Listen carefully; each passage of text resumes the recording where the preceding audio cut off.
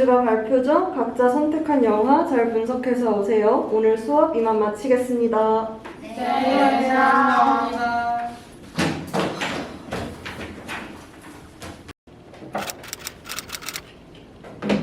하연아, 거기 정리 다 하면 할머니 서랍 좀 정리해줘. 알겠어.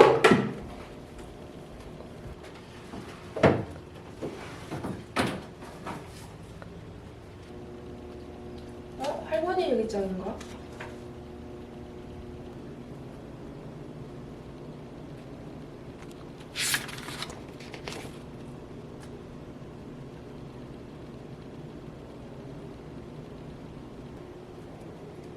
인천 상륙작전? 할머니가 도망쳤다고? 이곳은 여느 공원과 다름없어 보이는 인천의 월미공원입니다. 이곳에는 한국 전쟁 당시 발생한 민간인 학살을 기리기 위한 위령비 하나가 있습니다.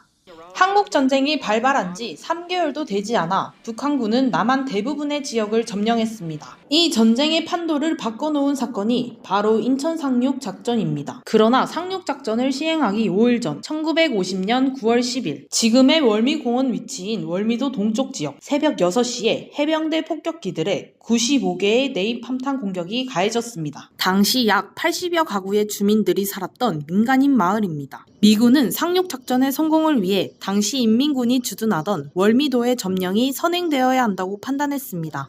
주민들은 2, 3, 4로 이어진 폭격과 기관총을 피해 고향에서 도망쳐 나왔습니다.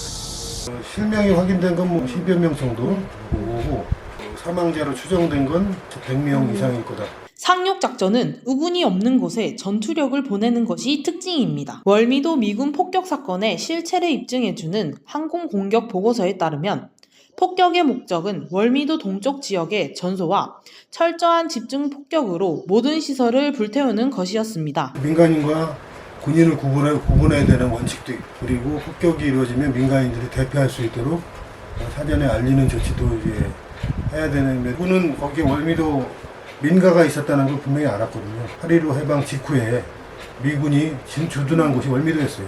월미도 바로 원주민 마을 옆에 콘센트를 짓고 미군이 주둔하고 있었기 때문에 거기 민가가 상당 규모 있다는 걸 알았음에도 불구하고 인천 상륙 작전이 끝난 직후 월미도 내에 미군 군사시설이 들어오면서 민간인의 출입이 통제되었습니다.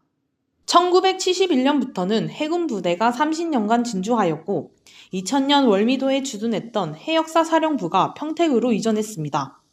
이후 2001년 인천시는 국방부로부터 월미도 내 군사시설을 매입하였고 월미공원으로 조성하기 시작했습니다. 월미도 원주민 대책위원회는 2004년 월미공원 입구에서 귀향을 촉구하는 농성을 전개하는 등의 노력을 해왔습니다. 이후 2008년 2월 다음과 같은 진상규명 결정이 내려졌지만 2021년이 돼서야 위령 사업의 일환으로 위령비를 세우는 조치만이 이루어졌습니다. 인도법이라는 원칙을 지키면서 전쟁을 해야 전쟁의 참혹함을 줄일 수 있는 건데 그런 것이 전혀 안 지켜진 게 우리 한국 전쟁이었다는 것이고 그거를 또 아주 폭력적으로 보여준 게 월미도 미군 폭격 사건이다.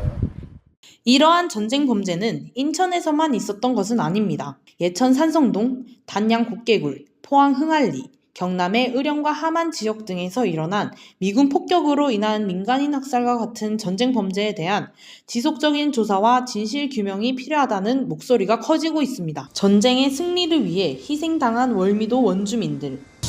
그들은 아직도 피난길에 놓여 고향으로 돌아가지 못하고 있습니다. 양서윤 기자입니다.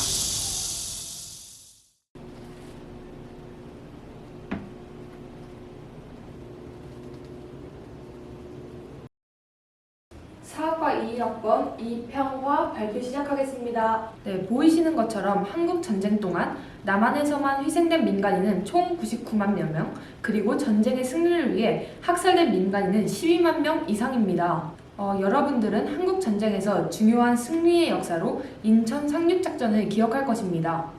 그러나 이 인천 상륙작전의 승리를 위해서 학살된 사람들의 이야기도 혹시 알고 계신가요?